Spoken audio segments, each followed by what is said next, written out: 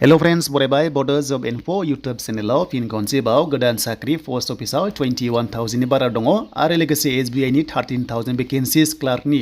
exam date एबा admit नोंथांमोना मोननो हासिगोन दा गोदान सरकारि साख्रि बेनि सायाव जों डिटेल्सखौ नायगोन दा बेखायनो भिडिअ नायग्रोजोब अब्लासो नोंथांमोना बुजिगोन आरो जायफ्रा चेनेलाव गोदान साबस्क्राइब खालामना ला जेब्लायबो साख्रिनि बर' रावजों लेटेस्ट आपडेट मोननो हागोन दा गोबाव खालामा जों थांग्रोनो अफिसियेल वेबसाइट SBI आवहाय दा बे वेकेन्सि ओंखारदोंमोन डिसेम्बराव अके स' बेनिफ्राय एग्जामा जासिगोन नोंथांमोना दायो गाव गावनि आइडिखौ होनानै लगइन खालामनानै एडमिट डाउनलड खालामनानै लानो हासिगोन स' बेखायनो गाव गावनि रेजिस्टार आइडिखौ बेयाव होदो होनानै लगइन खालामनानै खेबसेखौ होबानो जाबाय ओमफ्राय डासबर्डआव थांनानै गाव गावनि एडमिटखौ लादो एग्जामा 22 मार्चनिफ्राय बियो जागायसिगोन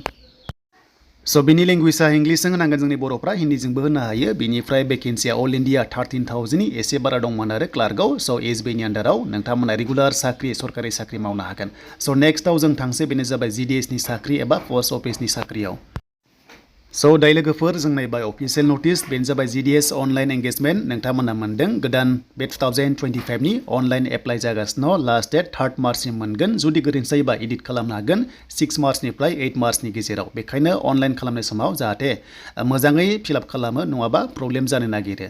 दानिया बे पस्टआ एकदम रेगुलार साख्रि सरकारि नङा कन्ट्रेक्ट बेसिसआव नोंथांमोना मावनो मोनगोन बेखायनो पस्टआ ओंखारबाय थायो मानोना खायसे जइन जायो आरो बेयाव साख्रिखौ गारो दा बेनि थाखायनो पस्टआ बेयाव GDS एबा BPM फैबाय थायो स' जों बेखौ नायगोन दा नै BPM मोनदों सेलारिया 2,000निफ्राय जागायनानै 29,380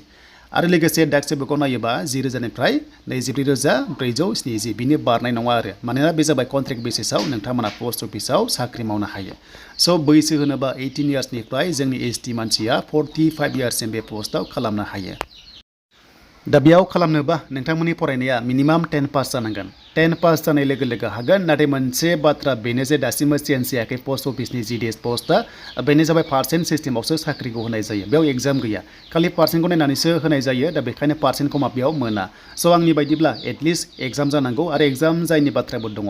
स' बेनो जाबाय बे पस्टआ पार्सेन्ट बेसिसाव लादों मानो होनोबा सरकारा बारा खरस खालामला माने 10 पासखौ नायनानै पार्सेन्ट बेसिसाव डाइरेक्ट मेरिट लिस्ट होनाय जायो एग्जाम कन्डाक्ट खालामबा गोबां खरसा जायो नालाय बेखायनो सिस्टेमा बेनो 90% एबा सोरबा 95% एबा 85 एबा 86 बिदि पार्सेन्टआसो बेयाव साख्रिखौ मोननो हायो आरो जायनोखि मोजां एक्सेलेन्ट स्टुडेन्ट बिथांमोनासो बेयाव सेलेक्ट जागासिनो दङ स' बेखायनो बिथांमोना आरोबाव जइन जाया ओंखायनो पस्टआ बारे बारे रिपस्ट माने ओंखारबाय थायो आरो जेरै 33% 30% बिथांमोना बेयाव एप्लाइ खालामबा मोननाय जाया एटलिस्ट एग्जाम जायोबा एग्जाम होनानै बिथांमोनाबो मोनगौ आरो नलेज अफ कम्पिउटार रोंनाय जानांगोन साइकेल रोंनाय जानांगोन लाइभलिहुड सेक्टराव खामानि मावनो रोंनाय जानांगोन बेखौ बिथांमोना क्राइटेरिया लाखिदों आरो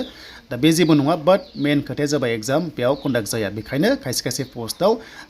जायनोखि पार्सेन्ट दङ बिथांमोनासो एप्लाइ खालामनानै आरो लोगोसे जइनबो जाया जानांगौ मानो होनोबा खायसे एसे खस्थ' मोनो नालाय मोजां फरायनाय स्टुडेन्टफोरा आरो मोजां हायार इडुकेसन लानांगौ जायो टेकनिकेल लाइनाव बा गुबुन गुबुन डिप्ल'मा लाइनाव थ' बेखौ जों मिन्थिबाय बेखायनो बिथांमोना बांसिन जइन जाया आरो स' दानिया जों दानि लेटेस्ट पस्टखौ जों नायोबा स' लेटेस्ट पस्टखौ जों नायोबा 21,000 जों बेयाव मोननो हादों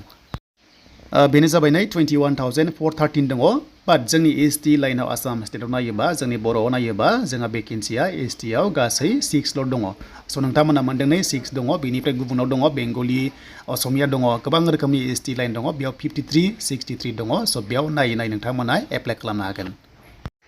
दा बेनो दिनैनिफ्राय लेटेस्ट आपडेट नोंथांमोना मोनफिनबाय थागोन गोबां बिजियाव दंमोन बेखायनो भिडिअ खालामनो हायाखैमोन दा बेयाव पार्सेन्ट गोबां गोनांफ्रासो खालामनो माने खालामबा साख्रि मोनदों आरो बाट आं साजेस्ट खालामो जुदि स्किनि पार्सेन्ट दङबा 90 95 85 दङबा नोंथांमोना मोजां लाइन फरायनाया मोजां